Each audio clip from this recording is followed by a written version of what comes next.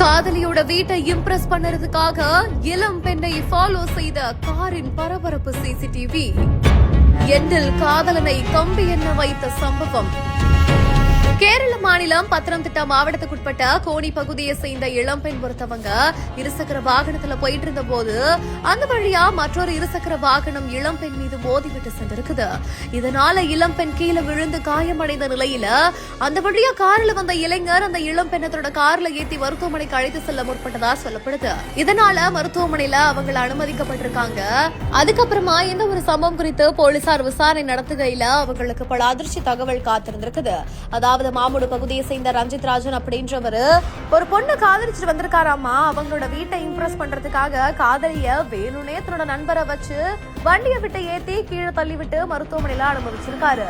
இந்த ஒரு சம்பவம் தெரிஞ்ச உடனே காவல்துறையினர் இவர் அதிரடியா கைது செஞ்சு இப்போ சிறையில் அடைச்சிருக்காங்க.